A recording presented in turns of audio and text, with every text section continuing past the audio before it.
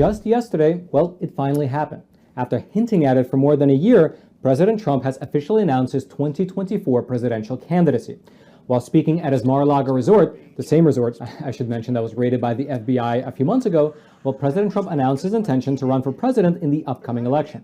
A reporter from our sister media, NTD TV, was there on site, and here's a clip from the official announcement. 2 years ago, when I left office, the United States stood ready for its golden age. Our nation was at the pinnacle of power, prosperity, and prestige, towering above all rivals, vanquishing all enemies, and striding into the future, confident and so strong.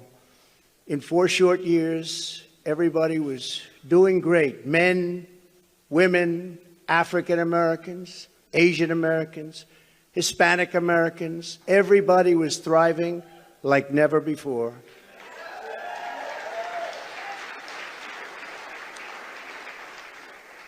There was never a time like this.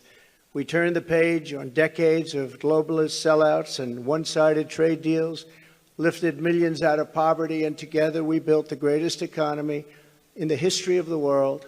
In order to make America great and glorious again, I am tonight announcing my candidacy for President of the United States. Now, outside of just announcing his candidacy, President Trump also outlined the problems that he sees with the Biden administration, which he attributed as being the cause for America's high inflation, the looming threat of nuclear war, as well as the porous southern border.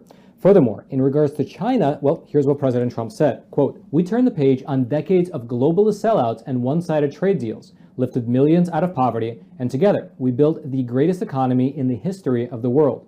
For the first time in memory, China was reeling and back on its heels. You'd never seen that before because the United States was outdoing them on every single front and China was paying billions and billions of dollars in taxes and tariffs. If elected, we will launch an all-out campaign to eliminate America's dependence from China." Now, one other interesting aspect of his speech, and it's something that I never actually thought about before until he mentioned it, was the claim that the vast majority of Trump-endorsed candidates were actually victorious during the midterm elections. Here's specifically what President Trump said on this front. I do want to point out that in the midterms, my endorsement success rate was 232 wins and only 22 losses. You don't hear that from the media.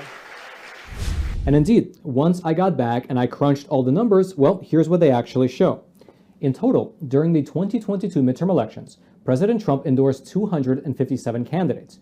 These endorsements broke down as follows: 24 endorsements in the Senate, 158 in the House, 20 gubernatorial candidates, 23 state executives, like secretaries of state, 20 state lawmakers, as well as 4 candidates at the local level. And out of the races that have been called thus far, which just as an aside, it's kind of crazy that we're now over a week out from the election and there are still so many open races, but setting that aside, here's how President Trump's endorsements have fared during the midterms. In the Senate, his endorsed candidates won 86% of the races. In the House, it was 93%. In the governor's races, it was 45%. For the other state-level executives, it was 78%. For the state lawmakers, it's 90%.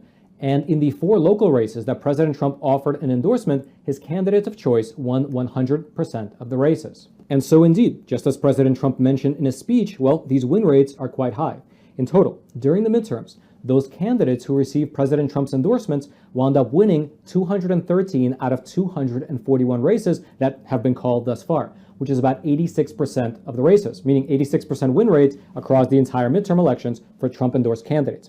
However, I dug a little bit deeper into the specifics of these numbers, and that's not exactly the full picture here, because many of the races for which President Trump offered an endorsement were actually already heavily favored to be won by Republicans, meaning that a lot of the races were not really, you can say, competitive to begin with.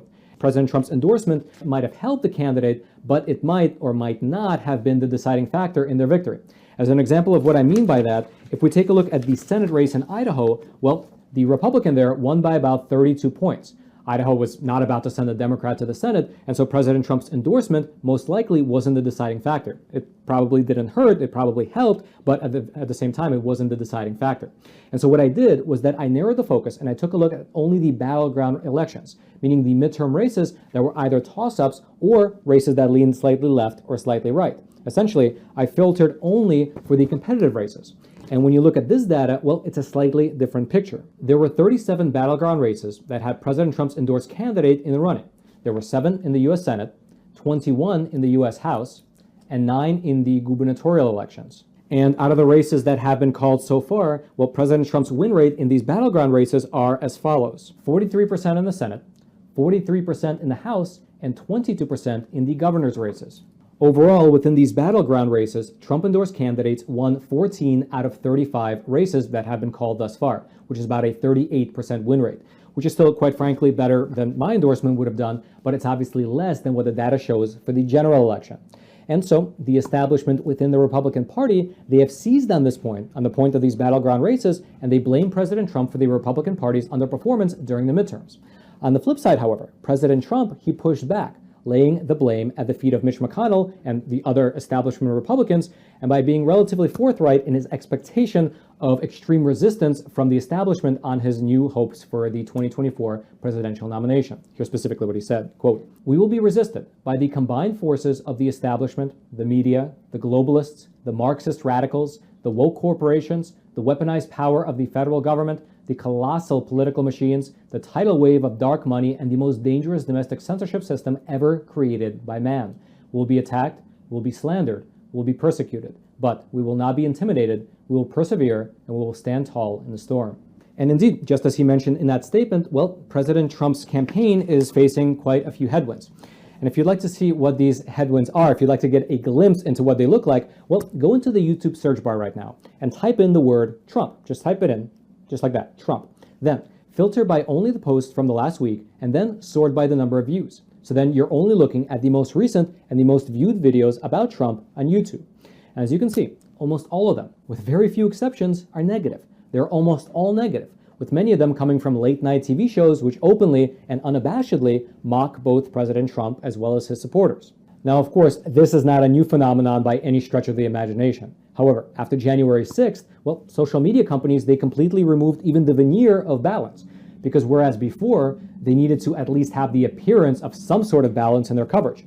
But for the last 2 years, that's not been the case. President Trump's accounts have almost all been frozen. Almost all of his interviews that he conducted on other people's channels have been scrubbed from the internet. And so, the only updates on what he's doing that the general public receives come from the legacy news outlets as well as late night talk shows, which have open disdain against him. Furthermore, after January 6th, forces within the U.S. government are now very much more open about treating President Trump as well as his supporters as something like a threat to democracy. On many occasions, in fact, Joe Biden has taken to the stage and openly referred to MAGA Republicans as a threat that we must face. Meaning that in terms of the rhetoric coming out of the White House, the wing of the Republican Party that supports President Trump isn't viewed as a legitimate political force, but rather it's viewed as something closer to a form of homegrown domestic terrorism. And so the big question here is, what will all this amount to during the Republican primary as well as the actual 2024 presidential election? Will all these coalescing forces be enough to stop President Trump, or will he be able to fight through all these challenges, secure the nomination, and then continue to win the general election? And if that were to actually happen, well, that would be something unprecedented in terms of just the sheer amount of resistance from the powers that be against a particular candidate. Because if you remember, during the 2016 and 2020 elections, for instance, well, there was a lot of resistance, but on the flip side, millions of people across America placed Trump flags and Trump placards on their front lawns and in their cars. However, with the current political environment, where the president's supporters are apt to be labeled as actual domestic terrorists by both the media as well as by forces within the U.S. government, well, will people still be so willing to openly show their support? Now, of course, I'm sure a lot of people will, but what about the people closer to the middle? Will they be scared off? Will they be scared of getting their name put on some kind of a list and therefore not put up a Trump flag or a Trump placard?